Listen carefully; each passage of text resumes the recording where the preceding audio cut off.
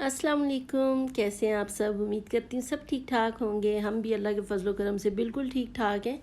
तो यहाँ मैंने 5 kg बेसन मंगवाया था। तो जब मैं मार्ट गई थी, मैंने ग्रोसरी शॉपिंग की थी, तो मैं बेसन नहीं लेके आई थी क्योंकि मुझे मार्ट का बेसन बिल्कुल अच्छा नहीं लगता। तो ये मैंने चक्की से मंगवाया था। पहले मैंने 1 किलो मंगवा के चेक किया था। मैंने कहा अगर ठीक हुआ, अच्छा हुआ तो फिर मैं और मंगवा लूँगी। तो बहुत अच्छा बेसन था माशाल्लाह, बहुत मज़े के पकोड़े बनते हैं उसके। तो फिर इसलिए अभी मैंने ये 5 kg मंगवा लिया था। अगर ये ख़त्म हो गया तो फिर और मंगवा लूँगी, शायद ना भी ख़त्म हो, पूरा हो जाए महीना भर। और इसके अलावा ये हमारा देसी घी आया था। ये भी हमने रमज़ान से पहले का कहा हुआ था, लेकिन अभी आया। चलें, अभी भी आ गया अल्हम्दुलिल्लाह। अभी सिर्फ 4-5 रोज़े गुजरे हैं अभी तो ये आ गया था। तो ये मेरी नन की बेटी है, वो गांव में रहती है। तो हमने रमज़ान से पहले उनको कह दिया था कि हमें देसी घी चाहिए। तो उन्होंने कहा था अगर मिला तो मैं आपको बता दूंगी।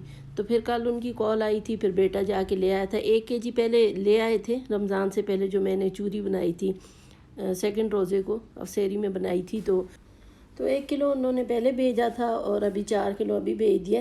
वैसे डालडे के डब्बे में था। ईमान कह रही थी लगता है कि डालडा है, लेकिन मैंने कहा नहीं भाई, खुशबू से तो पता लग रहा है कि देसी घी है।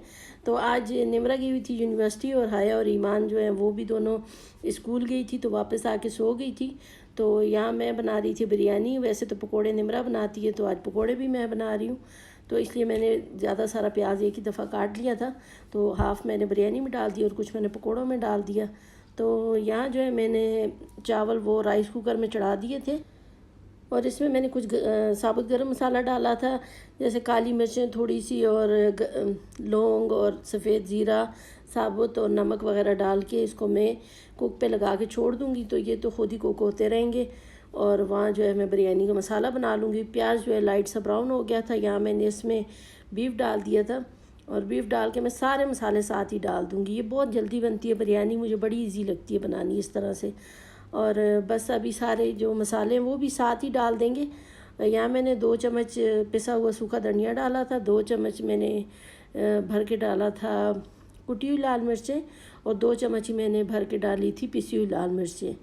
और अभी मैं डालूँगी इसमें 1 टीस्पून सफ़ेद ज़ीरा पिसा हुआ, और 1 टेबल स्पून भरी हुई मैंने डाली थी इसमें हल्दी की, और कुछ बादाम के फूल साबुत डाल दिए थे मैंने। थोड़ी सी मैं इसमें इमली डाल दूँगी, और कुछ मैं आलू बुखारा इसमें डालूँगी। और बस ये सारा कुछ डाल के एक ही दफ़ा मसाले सारे डाल दें और इसको बस कुकर बंद कर दें।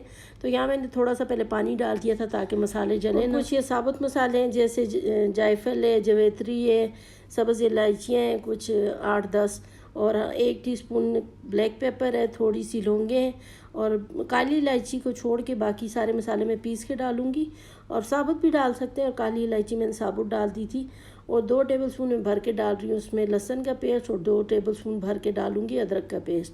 और यहाँ पे आप दही डाल के इसको बंद कर दें, प्रेशर दे दें, और बस खोलेंगे तो ये बिल्कुल तैयार होगा। आप राइस आपके बॉयल हों और दम लगा लें, तेल लगा के आप इसको दम दे दें तो ये रेडी है। लेकिन मैंने आलू डालने थे, मुझे आलू के बगैर बिरयानी बिल्कुल पसंद नहीं है, तो इसलिए अभी मैंने दही नहीं डाला था। जब गोश्त गल जाएगा तो फिर मैं इसमें आलू और दही डाल दूँगी, और केवड़ा वाटर भी मैं तब डालूँगी। केवड़ा वाटर हो या केवड़ा एसन हो, जो भी आपने डालना हो। तो यहाँ पकौड़ों के लिए मैंने प्याज आलू वगैरह सब कुछ काट लिया था, उसमें थोड़ा बेसन डाला और लाल मिर्चें डाली, कुटी हुई लाल मिर्चें डाली, और साबुत सूखा धनिया जो है वो मैंने थोड़ा सा हाथ में ही क्रश करके उसको डाल दिया था। वो बस दाने उसके टूट जाते हैं तो उस तरह से मैं डाल देती हूँ।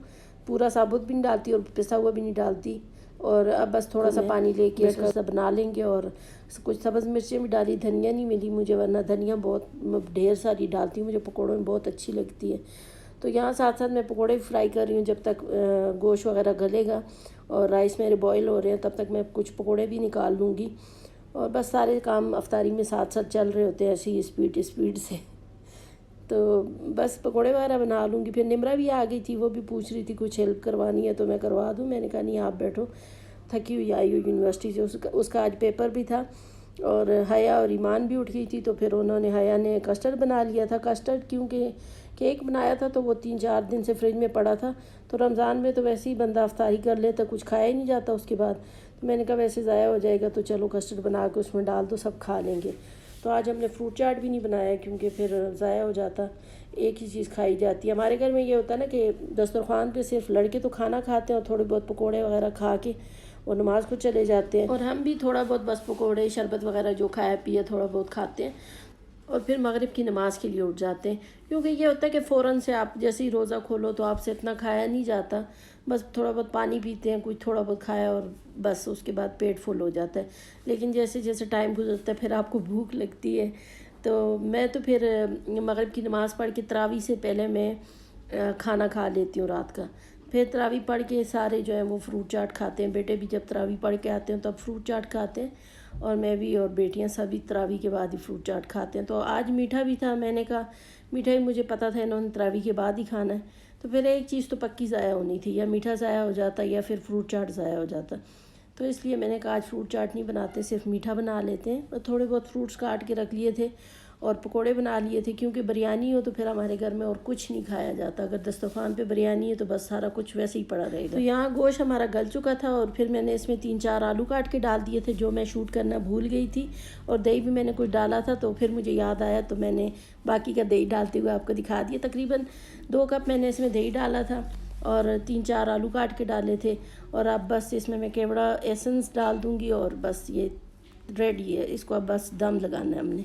आलू थोड़े से गल जाए तो बस हम इसको दम लगा देंगे। अगर आलू ना डालें तो आप पहले ही सारा कुछ डाल के बस प्रेशर खोलेंगे तो ये सिर्फ दम लगाना होगा। तो यहाँ आलू मैं चेक कर रही थी, थोड़े से मुझे कच्चे लग रहे थे, लेकिन मैंने क्या किया, आलू सारे जो नीचे वाली तह थी उसमें डाल दिए और बाकी जो है गोश्त वगैरह ऊपर डाल दिया। उससे ये होता है कि नीचे उनको अच्छे से स्टीम मिलती है, तो आलू जो हैं वो अच्छे तरह गल गए थे। जब बिरयानी दम हुई तो वो फुल कुक थे। और यहाँ बस मैं इनको तेल लगा रही हूँ। अभी मैंने नीचे चावल डाल दिए थे, ऊपर ये अपना कौरमा डाल देंगे, ऊपर फिर ऐसे साथ साथ चीज़ें डालते जाएंगे। साथ साथ मैं थोड़ी सब्ज़ मिर्चियाँ और पुदीना वगैरह डाल रही हूँ। तो बस ऐसे ही दम लगा देंगे और फिर इसको 10-15 मिनट के लिए दम दे देंगे। तो यहाँ जो है बाकी तो सारा कुछ हमारा तैयार हो गया था, सिर्फ 5 मिनट रहते थे दम खोलने में।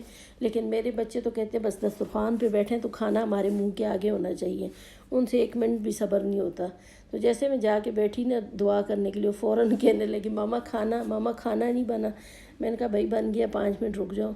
तो बस फिर जैसे ही दम हुआ तो मैंने फ़ौरन से फिर उनको खाना डाल के दिया। तो यहाँ मैंने कुछ फूड कलर भी इसके ऊपर डाल दिया था, नीचे भी थोड़ा सा डाला था क्योंकि ज़रा कलर मुझे अच्छा लगता है, कलरफुल से राइस होना। जितना अच्छा कलर आए तो उतना मज़ा आता है देखने में भी और खाने में भी। खाने में तो खैर टेस्ट चेंज नहीं होता, लेकिन देखने में अच्छा लगता है। तो यहाँ थोड़े से हमने फ्रूट्स काटे थे, पकोड़े थे, और आज हमने लाल शरबत बनाया था रूह अफ़ज़ा का वैसे तो इतने दिनों से नहीं बनाया, आज पहले रोज़े में हमने बनाया था, मज़े का था। और शरबत भी हया बना रही है, तो वो उसने लास्ट मिनट में ही उसको मिक्स करना होता है। टैंक बनाना हो या जो भी बनाना हो उसको लास्ट मिनट में वो डाल के मिक्स कर रही होती है। और कस्टर्ड जो था उसको भी उसने गार्निश वगैरह कर लिया था। तो यहाँ जो है बिरयानी भी दम हो गई थी, तो अब मैं बस बच्चों के लिए निकाल रही हैं, वो तो खाना खा लेंगे, हम बाद में खाएँगे। तो बड़े मज़े की बनी थी बिरयानी, सबको बहुत पसंद आई। तो मेरे हाथ की बिरयानी अल्हम्दुलिल्लाह वैसे भी सबको बहुत ज़्यादा पसंद है। तो अभी भी मेरी जेठ की बेटी आती है हमारे साथ तरावी वगैरह पढ़ने, तो उसको भी बहुत पसंद आई, क्योंकि वो मेरी बेटियां उसके साथ ही खाना खाती हैं। तो वो भी कह रही थी आंटी बहुत मज़े की बिरयानी बनी है।